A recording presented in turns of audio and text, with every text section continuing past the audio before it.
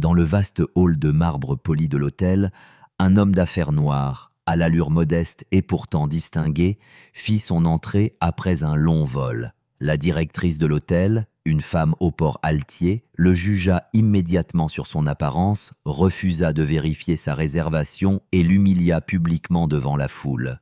Mais elle était loin de se douter qu'il était le nouveau propriétaire de toute la chaîne hôtelière. Et ce qui allait suivre la ferait amèrement regretter son attitude. Si cette histoire vous touche, abonnez-vous pour en découvrir d'autres tout aussi puissantes. La lumière déclinante de l'après-midi filtrait à travers les immenses baies vitrées du grand hall du Régent Couronne, projetant de longs reflets ambrés sur le sol de marbre lustré.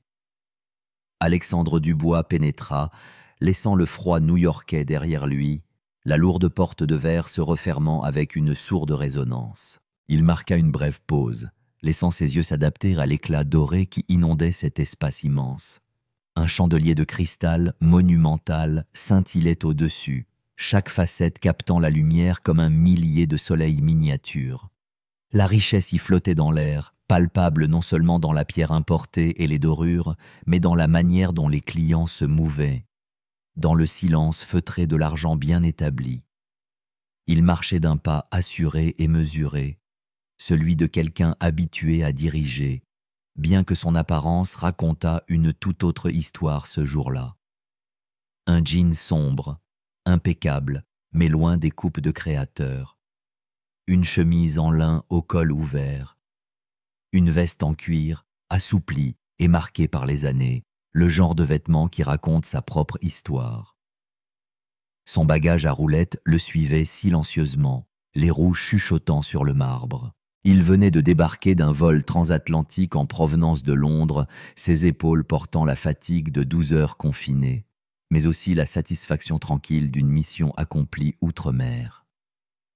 Derrière le comptoir de la réception se tenait Éléonore Moreau, une femme grande avec une autorité contenue. Ses cheveux blonds étaient tirés en un chignon strict et son tailleur anthracite, d'une coupe impeccable, lui conférait une allure rigoureuse. Elle dirigeait le Régent Couronne depuis plus d'une décennie et se comportait comme si la réputation de l'hôtel était son héritage personnel. Quand elle leva les yeux et vit Alexandre approcher, son regard balaya sa silhouette de la tête aux pieds.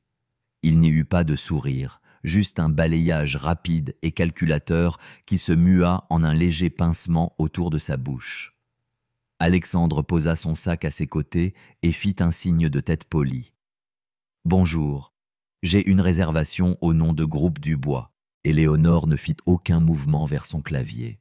Au lieu de cela, elle croisa légèrement ses mains sur le comptoir, ses ongles impeccables brillant sous la lumière chaude. Sa voix, quand elle vint, était douce et contrôlée, le genre de ton cultivé pour sonner raffiné. « Monsieur, » commença-t-elle, « je crois que vous seriez plus à l'aise dans un autre établissement. Il y a un hôtel à quelques rues d'ici qui pourrait mieux vous convenir. » Ces mots étaient enrobés de courtoisie, mais dont le sous-entendu était assez tranchant pour blesser. Un léger murmure parcourut le hall. Un homme en blazer bleu marine coûteux tourna la tête. Une femme avec un collier de perles se pencha vers sa compagne, les yeux plissés. Alexandre sentit leurs regards comme des projecteurs braqués, fixes et insistants. Il garda un ton égal. « Si vous pouviez vérifier votre système, vous verrez ma réservation. Groupe Dubois, elle devrait être pour ce soir. » L'expression d'Éléonore resta inchangée, bien que ses yeux semblassent se durcir. « Il n'est pas nécessaire de vérifier, monsieur. Nous maintenons un certain standing ici, et je pense qu'il est préférable que vous trouviez un hébergement ailleurs. » Ce n'était pas ce qu'elle disait, mais la manière dont elle le disait, la délicate insistance sur le mot « standing », la manière dont son regard s'attardait sur ses vêtements, la manière dont elle semblait s'adresser non seulement à lui, mais à l'audience invisible des curieux. Alexandre surprit le rapide échange de regards approbateurs entre deux clients âgés près de l'entrée. Il sentit la tension familière s'enrouler dans sa poitrine, celle qui avait fait surface dans des salles de conseil, des restaurants et des clubs privés, mais sa posture ne fléchit pas.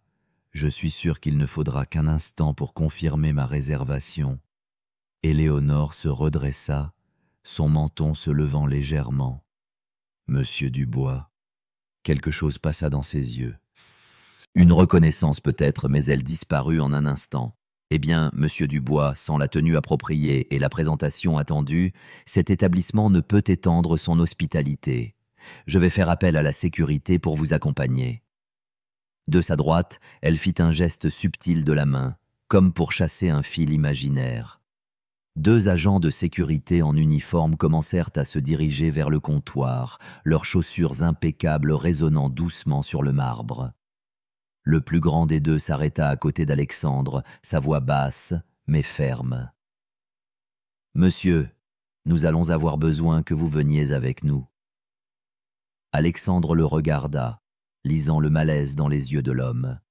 « J'ai une réservation confirmée, » dit-il, non pas pour implorer, mais pour énoncer un fait. La voix d'Éléonore portait désormais, délibérément amplifiée dans l'espace ouvert du hall. Ce monsieur ne restera pas chez nous. Il ne répond pas aux normes du régent Couronne et est par la présente interdit de revenir dans l'établissement. Les mots planèrent dans l'air, lourds et définitifs. Un couple près du grand escalier observait avec un mélange de curiosité et de satisfaction. Un jeune chasseur se figea à mi-pas, son regard se posant tour à tour sur Alexandre et Éléonore. Les deux agents de sécurité s'approchèrent, l'un plaçant une main près du bras d'Alexandre, sans le toucher encore. Il acquiesça légèrement. « Compris », dit-il doucement, sa voix portant un calme qui contrastait avec la scène se déroulant autour de lui. Il ramassa son sac, la poignée lisse et familière dans sa main, et commença à marcher vers les portes de verre. Alors qu'il se déplaçait, l'atmosphère dans le hall changea. Certains clients évitèrent son regard, d'autres laissèrent le leur s'attarder une seconde de trop.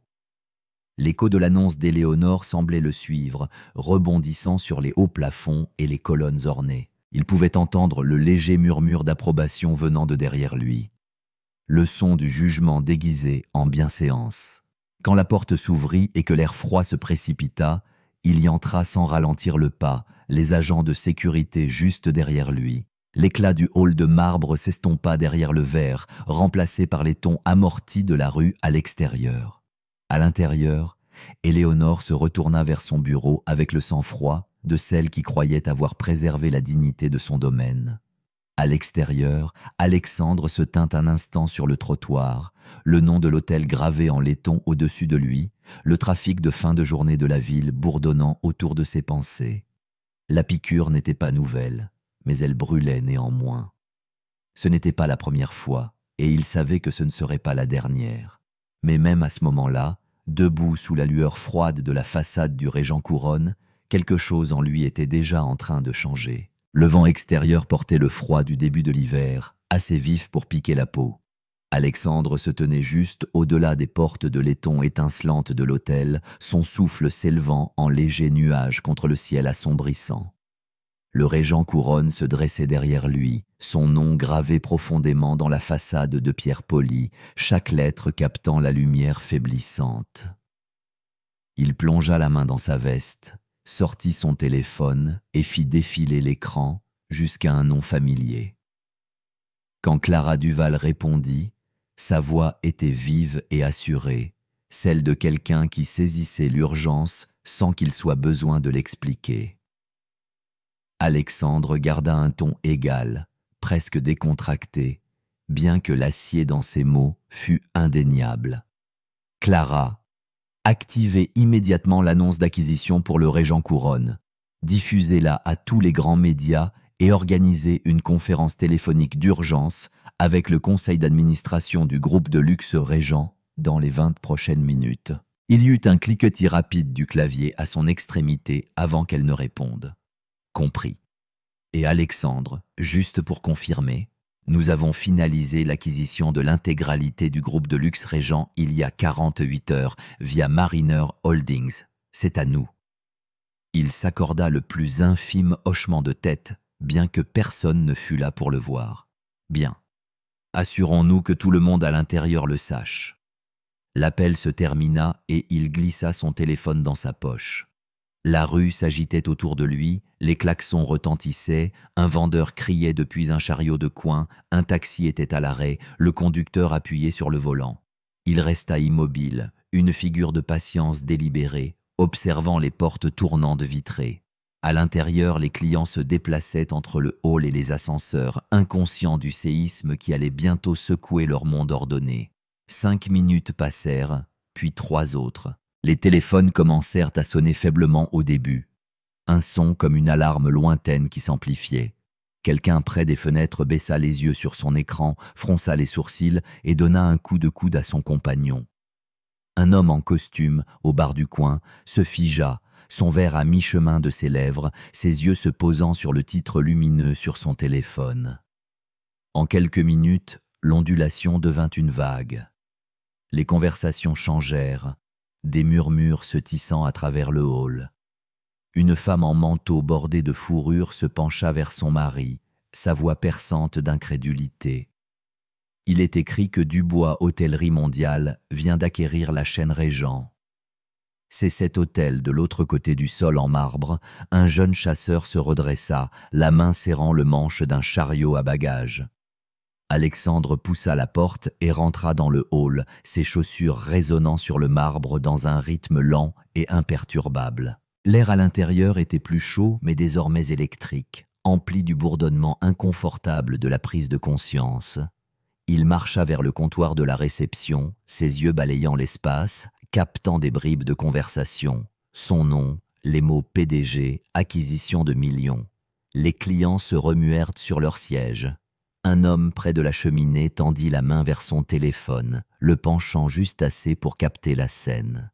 Éléonore se tenait derrière le comptoir, toujours posée, toujours avec cette allure polie et contrôlée. Elle parlait à un couple d'âge moyen, sa voix chaleureuse et douce, le masque parfait de l'hospitalité. Mais la plus légère tension dans ses épaules trahissait qu'elle avait entendu les murmures. Elle leva les yeux en voyant Alexandre approcher, son expression se crispa un bref instant avant de se lisser à nouveau. « Monsieur Dubois, dit-elle, sa voix neutre, je croyais que nous avions réglé la question de votre hébergement. » Il s'arrêta directement devant le comptoir, posant une main légère sur la surface polie. « Pas tout à fait. Je crois que vous voudrez vérifier votre système à nouveau. J'ai une réservation au nom de Groupe Dubois. » Son ton était courtois, mais ses yeux étaient fermes, inébranlables. Le regard d'Éléonore se posa sur le jeune réceptionniste à ses côtés, un homme d'une vingtaine d'années dont les doigts planaient nerveusement au-dessus du clavier. Elle secoua la tête presque imperceptiblement, mais il jeta un coup d'œil entre eux deux, l'incertitude inscrite sur son visage. Autour d'eux, le silence du hall commença à se muer en ce calme fragile qui précède l'inévitable. « Je vous assure, monsieur, dit Éléonore, son sourire se crispant. Notre évaluation précédente demeure inchangée. » Avant qu'Alexandre ne puisse parler, la voix du réceptionniste coupa la sienne, basse mais portant juste assez pour être entendue par les plus proches. « C'est bien là, » dit-il, les yeux fixés sur l'écran lumineux. Réservation pour Groupe Dubois, suite Penthouse. La pause qui suivit donna l'impression que l'air semblait être aspiré de la pièce. L'agent de sécurité de tout à l'heure, toujours posté à quelques pas, se déplaça, ses sourcils se froncèrent. Quelqu'un près du bar murmura « C'est lui, c'est l'homme des nouvelles ». Un autre client, téléphone discrètement levé, l'orienta pour une meilleure vue. Alexandre n'éleva pas la voix. Il n'en avait pas besoin. « Éléonore, je suggère que nous poursuivions cette conversation avec la compréhension que je suis désormais le président directeur général de la société propriétaire de cet hôtel. Alors, peut-être commençons-nous sur de nouvelles bases et que vous m'enregistriez correctement. » Ces mots étaient mesurés, sans acrimonie, mais dont le poids tomba avec une précision parfaite. Éléonore cligna des yeux, ses lèvres s'entr'ouvrant comme pour parler, puis se refermant. Les yeux du réceptionniste se posèrent sur elle, puis revinrent sur Alexandre. Ses mains se mirent déjà à finaliser l'enregistrement. Derrière eux, le hall était tombé dans un silence, rompu seulement par les légers clics des téléphones portables capturant l'instant. Les doigts du réceptionniste se figèrent sur le clavier alors que l'air dans le hall s'épaississait d'anticipation. Alexandre resta où il était, une main posée sur le comptoir poli, l'autre glissant son téléphone de sa poche de veste avec un calme délibéré. Son pouce trouva le contact qu'il cherchait et en quelques instants, l'écran s'illumina du visage de Philippe Lambert, président du conseil d'administration du groupe de luxe Régent. Alexandre tourna le téléphone pour que l'appareil photo le capture lui et le hall derrière, puis tapota l'icône du haut-parleur pour que chaque mot porte. Le doux bourdonnement des pampilles de cristal du lustre semblait plus fort, comme si la pièce elle-même retenait son souffle. « Philippe !»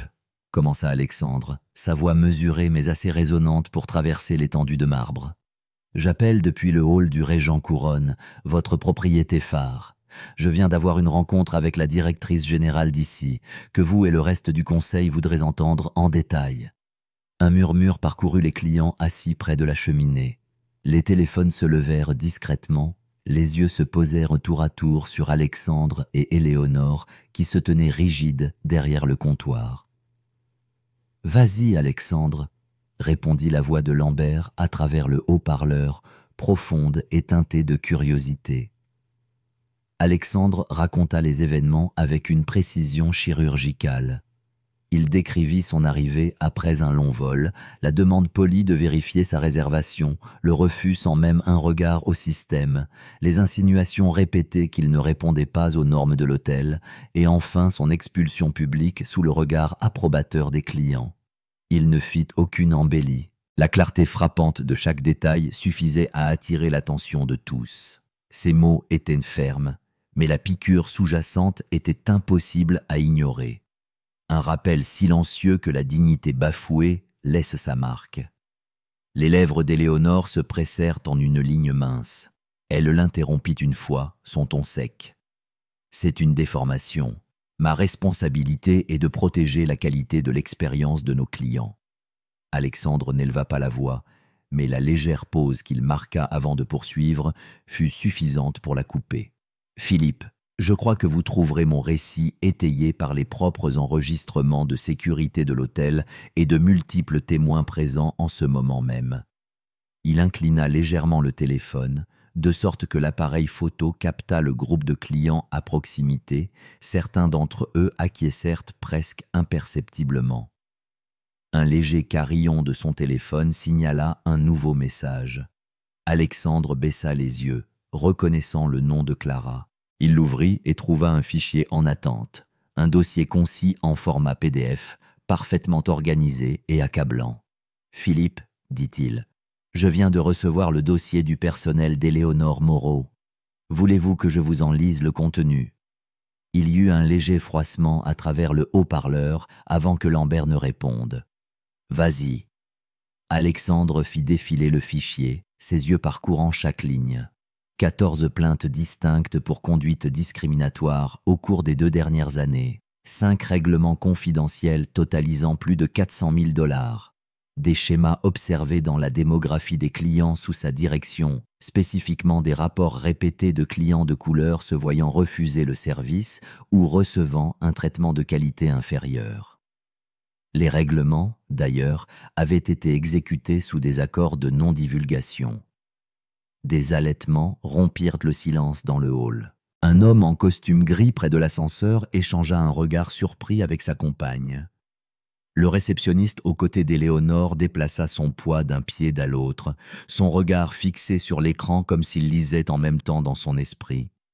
Les joues d'Éléonore s'empourprèrent, sa posture se raidit alors qu'elle cherchait ses mots. « Ce furent des malentendus, dit-elle, sa voix se crispa. Chacune de ces situations fut résolue à la satisfaction de l'entreprise. Mon dossier parle de lui-même. » Alexandre la regarda directement. « C'est vrai, Éléonore, et en ce moment, il parle plus fort que tout ce que vous pourriez dire. Ce n'est pas un incident isolé. C'est un schéma, et les schémas ont des conséquences. » Un mouvement à la lisière de la foule attira son regard. Un couple s'avança. Un homme en costume bleu marine profond et une femme en robe couleur champagne, tous deux élégants, posés.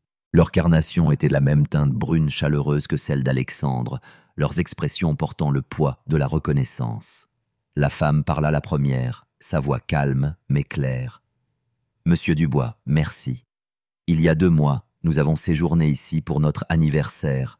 Madame Moreau nous a à peine regardés lors de notre enregistrement. Nos demandes pour des choses simples, comme une couverture supplémentaire, ont été retardées pendant des heures. Nous pensions peut-être l'imaginer, mais maintenant je vois que non. » L'homme à ses côtés acquiesça, ajoutant « C'était subtil, mais c'était là. Nous n'avons pas porté plainte car nous ne pensions pas que quelqu'un s'en soucierait. » Alexandre inclina la tête vers eux, ses yeux s'adoucissant une fraction de seconde. « Je m'en soucie, et cette entreprise s'en souciera. » À l'avenir, il tourna le téléphone vers lui et le comptoir, sa voix reprenant sa cadence précise. « Philippe, en tant que PDG de Dubois Hôtellerie Mondiale et désormais du groupe de luxe Régent, je prends une décision de personnel immédiate. » Les yeux d'Éléonore s'écarquillèrent, une lueur d'incrédulité traversa son visage. « Vous ne pouvez pas. »« Je peux, » dit Alexandre, coupant sa protestation avec le même ton calme qu'il avait maintenu depuis le début. Avec effet immédiat, Éléonore Moreau est licenciée de son poste de directrice générale du Régent Couronne pour violation grave de la politique de l'entreprise, y compris des actes documentés de discrimination préjudiciable aux opérations commerciales. Cette décision est prise en consultation avec le conseil d'administration dont le président est à l'écoute en ce moment même. La voix de Lambert vint à travers le haut-parleur, basse mais décisive. Le conseil soutiendra cette décision. Elle est conforme à notre code de conduite et à nos obligations légales. Les mains du réceptionniste se figèrent au-dessus du clavier. L'agent de sécurité de tout à l'heure se redressa, ses yeux se posant tour à tour sur Alexandre et Éléonore. Les clients se remuèrent sur leurs sièges, certains levant leur téléphone plus haut pour capter chaque mot. Éléonore recula d'un demi-pas du comptoir, son sang-froid vacillait. « Vous faites une erreur. Mon mandat ici n'a apporté que du prestige à cet hôtel. Vous ne comprenez pas la clientèle. » Le regard d'Alexandre se posa sur le sien, inébranlable. « Je les comprends mieux que vous ne le pensez. Et je comprends que le prestige bâti sur l'exclusion n'est pas du prestige du tout. C'est du préjugé avec de meilleurs meubles. » Les mots tombèrent avec un poids audible. Un silence se répandit dans le hall, le genre qui signale la fin d'un chapitre et le début d'un autre. La lumière du chandelier scintillait sur l'expression figée d'Éléonore, sa mâchoire serrée, mais ses yeux trahissant les fissures de sa certitude. Alexandre jeta un coup d'œil au couple qui avait pris la parole. Puis, il revint au reste de la pièce. Que cela soit clair pour tout le monde ici, clients, personnel et membres du conseil d'administration. La culture de cet hôtel change aujourd'hui. La dignité et le respect ne sont pas des commodités facultatives. Ils sont le fondement de l'hospitalité. Quiconque n'est pas prêt à le soutenir n'aura pas sa place ici. Le couple échangea un petit regard reconnaissant. Le réceptionniste expira doucement, ses doigts se remettant en mouvement, cette fois pour finaliser l'enregistrement d'Alexandre sans hésitation. L'agent de sécurité recula jusqu'à son poste. Sa posture se relâcha légèrement. Éléonore resta debout derrière le comptoir, au centre d'un moment qu'elle ne contrôlait plus. Alexandre mit fin à l'appel avec Lambert, l'écran de son téléphone s'éteignant dans sa main. Le murmure du hall commença à remonter, mais le courant sous-jacent avait changé. L'autorité dans la pièce n'appartenait plus à Éléonore, elle était désormais celle d'Alexandre, et tout le monde le savait. 3 mois plus tard, le ciel d'hiver, bas et gris, pesait sur la ville, alors qu'Éléonore Moreau sortait d'une berline noire devant le bâtiment de l'arbitrage du travail de l'État. Le vent froid s'engouffrait sous les pans de son manteau de laine bleu marine, le soulevant juste assez pour révéler les lignes nettes de son tailleur. Elle serrait un porte-document en cuir dans une main gantée, l'autre enfoui dans sa poche, ses yeux fixés droit devant elle. À ses côtés marchait son avocat, maître Antoine Laurent, un homme aux cheveux grisaciers et à la voix aiguisée par d'innombrables audiences. Il parlait à voix basse, cherchant à la rassurer, mais la tension dans la mâchoire d'Éléonore montrait clairement que ces mots ne l'atteignaient pas. À l'intérieur, la salle d'audience était simple, mais portait le poids lourd de la conséquence.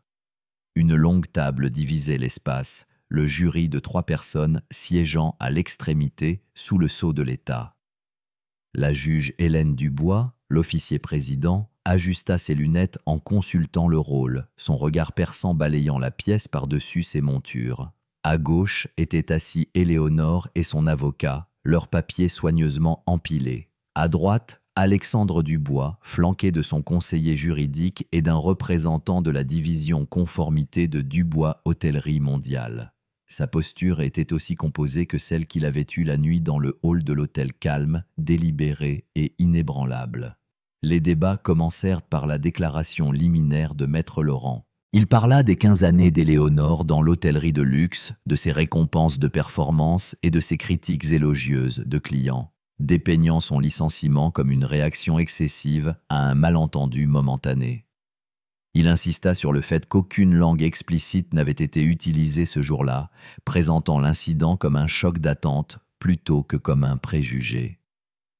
Éléonore garda les yeux fixés sur le jury, acquiesçant légèrement à chaque point, comme si elle voulait que le récit se mette en place.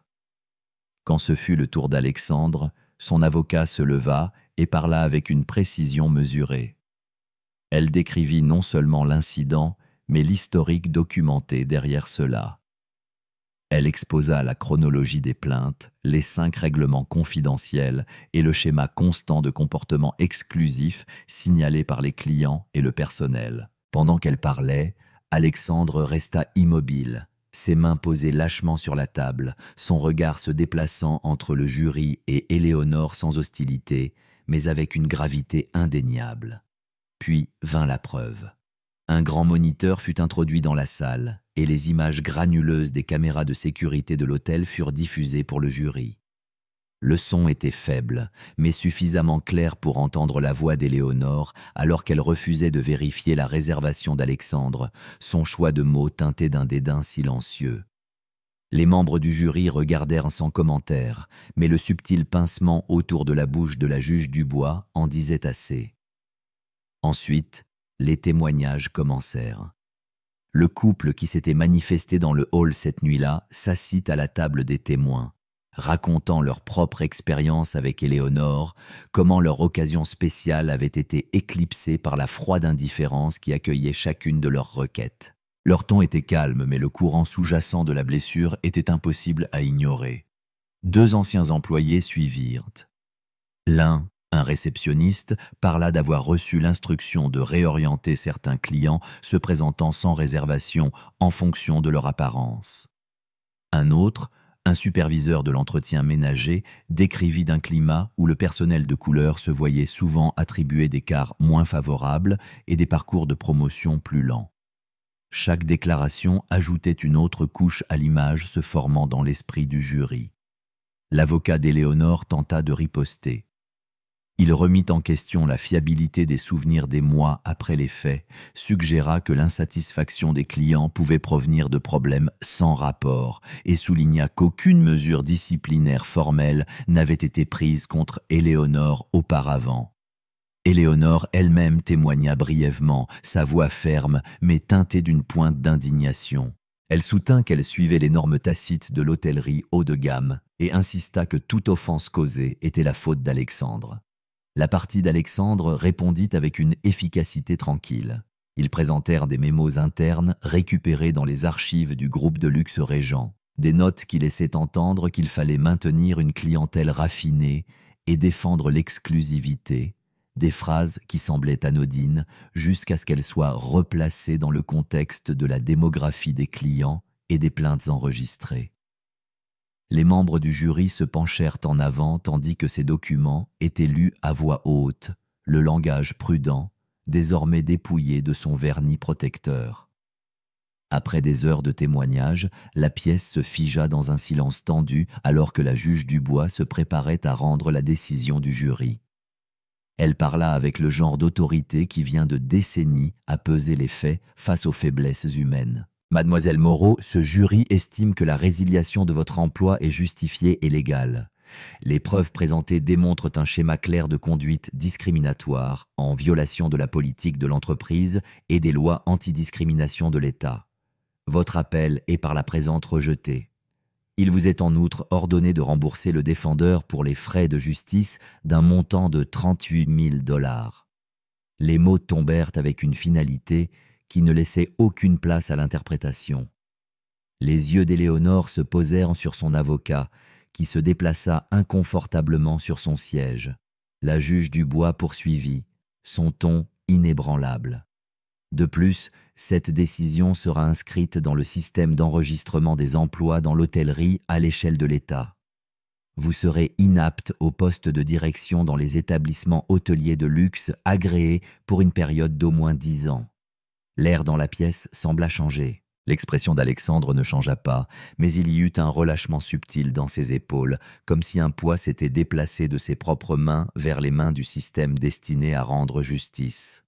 Éléonore resta rigide, ses doigts se serrant sur le bord de la table, son regard fixé sur un point lointain, au-delà du jury, comme si elle refusait de voir la pièce où elle se trouvait réellement.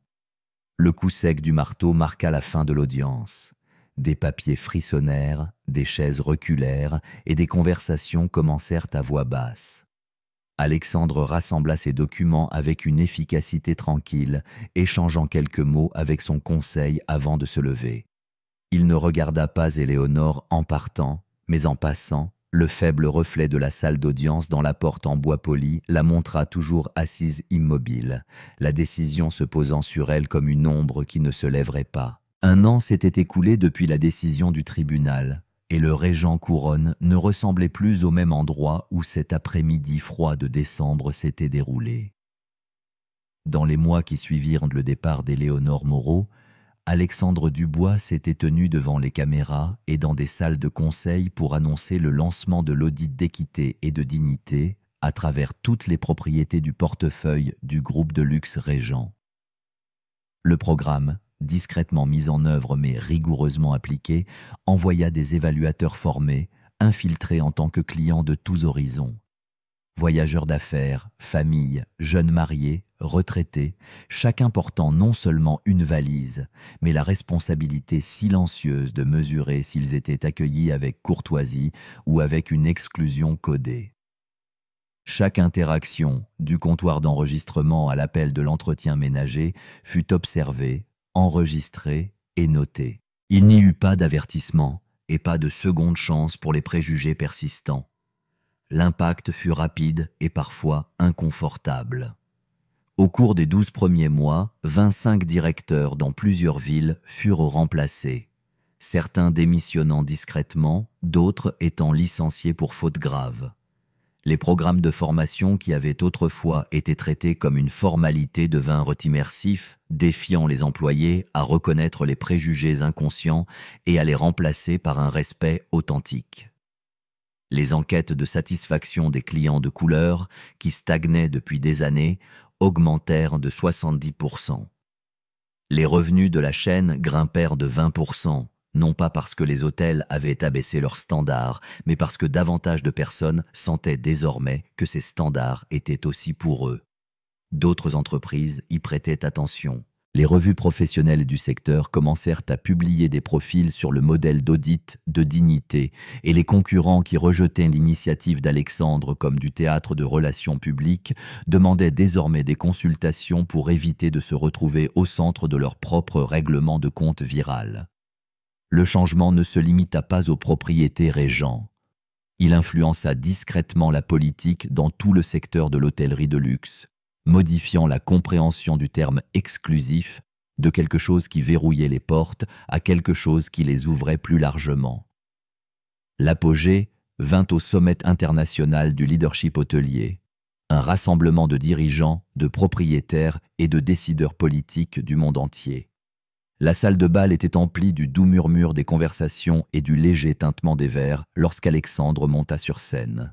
Les lumières s'atténuèrent légèrement, et un grand écran derrière lui, afficha une image du hall de marbre du Régent Couronne datant d'1 an auparavant, une image fixe des caméras de sécurité de sa première rencontre avec Éléonore Moreau. Il laissa l'image s'attarder juste assez longtemps pour que le public l'absorbe, le silence lourd du souvenir de ce qu'elle représentait. Lorsque je suis entré dans cet hôtel ce jour-là, commença Théil, sa voix portant de manière égale à travers la salle silencieuse, j'ai rencontré quelque chose de bien plus ancien que le bâtiment lui-même. La conviction que la dignité était un privilège à accorder ou à refuser selon l'apparence. Cette conviction n'est pas propre à un seul hall, à un seul directeur ou à une seule entreprise. C'est une ombre qui s'étend à travers les industries, à travers les continents. Mais les ombres disparaissent lorsque vous les exposez à la lumière. Il parla non seulement de politique et de profit, mais de personnes. Il raconta l'histoire du couple qui avait autrefois enduré la froideur d'Éléonore et qui, des mois plus tard, était revenu pour se retrouver accueillis par son nom, leur anniversaire célébré avec du champagne dans leur suite. Il parla de Julien, le jeune réceptionniste, dont l'hésitation ce jour-là avait été remplacée par une confiance tranquille après avoir suivi une formation en leadership. Julien était maintenant le directeur général adjoint du Régent Couronne. Il parla de Marc, l'agent de sécurité qui avait suivi les ordres par devoir, mais qui avait ensuite embrassé le rôle de protéger non seulement la propriété, mais la dignité de ceux qui franchissaient les portes. Marc dirigeait désormais la formation sur la diversité pour toutes les équipes de sécurité régionales. Le public écoutait attentivement, les dirigeants se penchant en avant sur leurs chaises, certains griffonnant des notes, d'autres se contentant d'observer. Alexandre termina par une simple vérité. L'hospitalité ne consiste pas à savoir qui nous laissons entrer ou sortir. Il s'agit de la façon dont nous faisons sentir les gens une fois qu'ils sont ici. La mesure d'un hôtel n'est pas le nombre de fils de ses draps, mais l'humanité de son accueil. La salle se leva pour une ovation qui n'était pas le genre poli accordé aux orateurs principaux, mais le genre soutenu et résonnant qui signale un respect authentique. Alexandre s'éloigna du pupitre avec un léger signe de tête, les mots appartenant désormais à ceux qui les avaient entendus. Des semaines plus tard, par un après-midi de printemps, Alexandre retourna au Régent Couronne. Les portes tournantes s'ouvrirent sur un hall transformé, non seulement dans sa décoration bien que des fleurs fraîches emplissaient l'air d'un parfum subtil et que la lumière du soleil filtrait à travers des vitres fraîchement polies, mais dans son esprit. Le marbre brillait comme auparavant, mais l'air était plus chaud, rempli du son des conversations aux multiples accents, de la vue de clients de toutes origines se déplaçant confortablement dans l'espace.